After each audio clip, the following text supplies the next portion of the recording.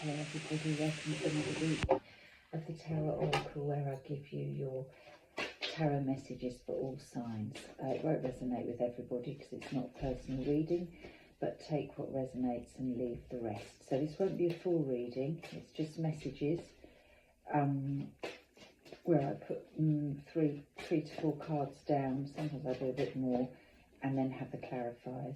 So let's see what resonates. We're going to start with the Oracle of Visions to see what card pops out for you.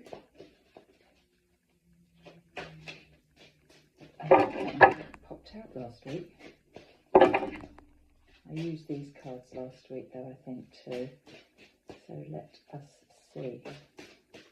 Sometimes the messages stay a bit on the same track for a while until it phases out. It can take a while for things to come in and then for the cycle to turn. Okay, so we've got this one here. Oh, we had this last week, so that was just what I was saying. Let's do those two because... So, that's at the bottom. I'll come back to that in a minute. So we've got two cards that have popped out, the 30 and the 37. This one we had last week, if you remember, and it was about people in our lives. What number is that? 37. Past and present and ever revolving, if you remember. So that's funny, that I was just saying sometimes you get the same cards, and that one is the same as last week, I believe. A relationship interaction with others. So just the sum total of this one is when something seems to be missing in your life, it usually turns out to be someone. Our life is defined by relationships, family, partners, friends and foes. Each enters and passes through like a comet crossing through our sky. Some shine briefly, never to return again, and gradually fade from memory. Others settle and remain in our orbit. So the mechanical photography device displays those who have played a part in our lives. The intricate rotations create infinite combinations to represent the presence and parting, mimicking the steps of an imaginary cosmic dance. Some will remain as permanent participants, although their closeness will oscillate and be relative to each other. Additional frames will constantly be added, waiting to portray others who will enter our lives in the future. So keep it open, ready to receive. Here we've got the 30. So interesting that people seem to be around us and change. Maybe it's also a time for, I don't mean this in a horrible way, but clearing out, you know, deciding who actually is on your side and who isn't anymore. So here we've got danger and fear. Avoiding danger is no safer in the long run than outright exposure. The fearful are caught as often as the bold. That's by Helen Keller. In the darkness, our fears feed us. So this would be like a moon card in the tarot, the moon, major arcana. In the darkness, our fears feed from us and grow. Our imaginations nourish them and give them form. In return, they can weaken us further or trigger our defences, which is why we have to be in control of what I call the dark shadow, our shadow self, the dark side of the mind. This scene of clear take on Little Red Riding Hood reinforces the concept that danger may not always be obvious, it may be hidden or disguised. In some cases we are utterly fooled or taken by surprise and will suffer the consequences. And this, with this card, pertains to people around you. So be careful who's around you. Very often we have a sense that all is not right, that something is out of place, and also very often we ignore that, thinking, oh no, that's not a kind thought to think about so and so, and we ignore it. However, our basic instincts are triggered and our senses are alerted. Is this the time for caution or boldness? Is all as it should be? Is he all that he claims to be? Is the offer too good to be true? Trust your instincts. Right, and if you're not sure, do nothing and wait for things to play out, and then will be the time to take action. So that is about the people around you. Okay, let's have a look now to see what happens here, where we've got our... So it's about being a little bit objective with the people around you.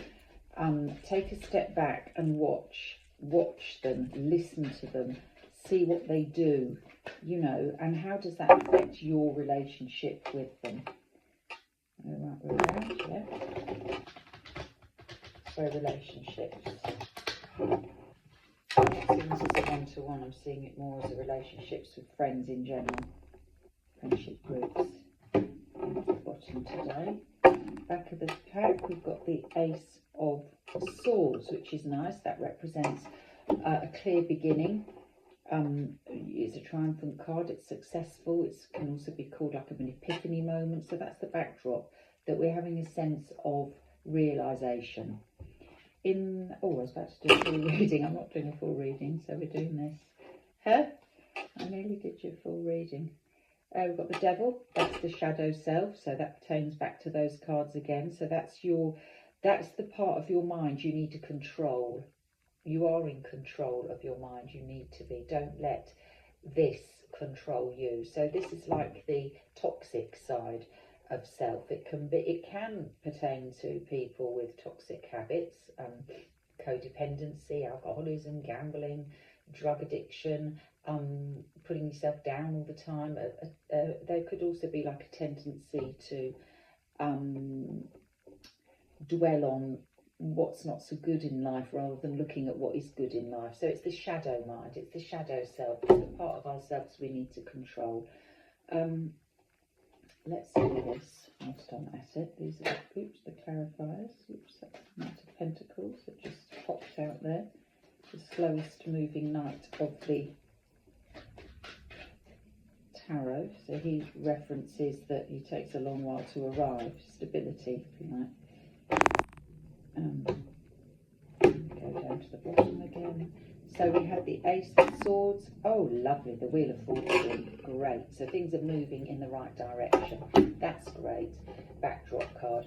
What's clarifying the Devil is the Nine of Cups. Good. So he is very positive. He's the wish come true. So don't doubt that you're not going to get your wish come true, because it's coming. Don't doubt yourself.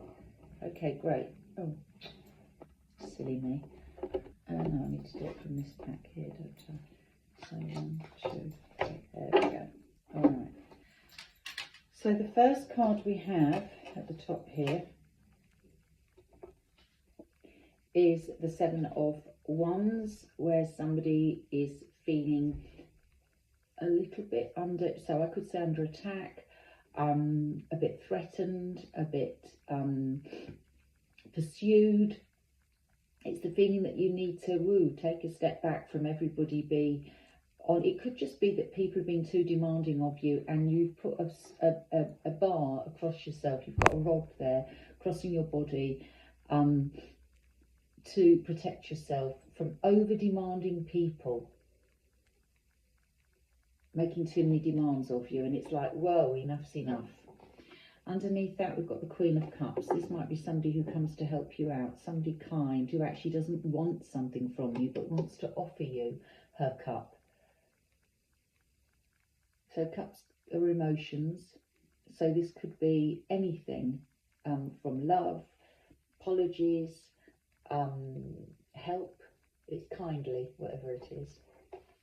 Right, and then at the bottom we have got the Knight of Swords, which is a very exciting and gung-ho kind of energy.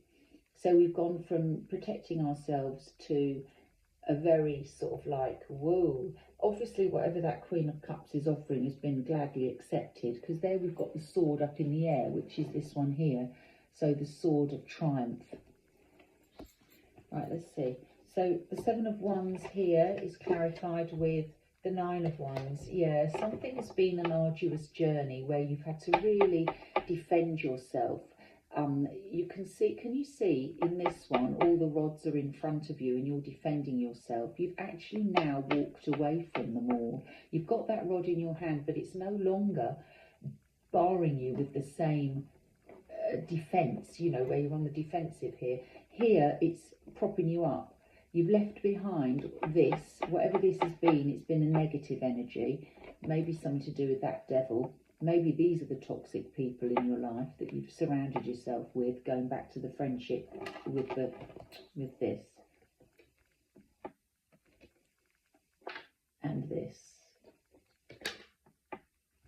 those two cards we started with, and you leaving them behind, that takes courage. It's the penultimate card. You're heading in your direction, you're on your path, and you're leaving what has not been right for you behind there. Right, then we had the Queen of Cups clarified with the Two of Pentacles. So this is a kind of, this person could have offered you her cup before, and it's kind of like do I, don't I energy. It's a stop-start energy. This card is known as the work-life balance because Pentacles usually represent money and so work, and it's like juggling everything.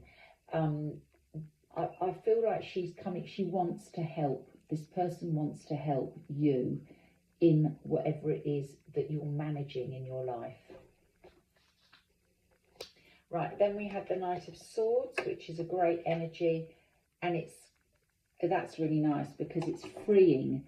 So the Knight of Swords, which is like triumphant and zooming in, whatever it is, this energy is going to free you from feeling bound by whatever it is you're feeling bound by. This person here, you can see she's surrounded by swords, which is represents kind of the mind and what's going on in your head, and that you can't think straight, and maybe all of this kind of this journey which is quite arduous, is getting you down somewhat, but this, you're going to be freed from it with this energy here. And certainly what we've got, you know, the Devil is freed by the Nine of Cups. Now this can also, just by the by, this could be what is, so we could be freed from this feeling of doom and gloom, but where this is also the toxic card, it could pertain to somebody who's drinking too much. So that's that. Now, interestingly, I've just pulled those two cards away, and the cards underneath are both the same, the Four of Swords. So I can't ignore that. And that is saying you need rest and time out. And can you see the Three Swords are coming out? He's put his sword down. This is leaving him, not going in. So this feeling of being bound and held in is going to be relieved. And here we've got the sword, which is down, the sword up in the air, a sword of trance. So whatever the oppression is, it is going to be released. I mean, if it is over drinking or whatever, it is going to be released with good fortune. You had the Wheel of Fortune, good fortune is coming. The Triumphant card, where now you can see clearly what needs to be done. Underneath that is the Knight of Pentacles. That's his second visit. He popped out a few minutes ago. It's been a long time coming, but it's here. All right, so whatever it is that needs to give you that clarification, it's coming. All right, and it's been all a bit of a stop-start journey so far. I think also there is reference to people around you. Make sure you've got the right people around you who are positive and supporting friendships. Okay, have a good week. Speak to you next week. Bye.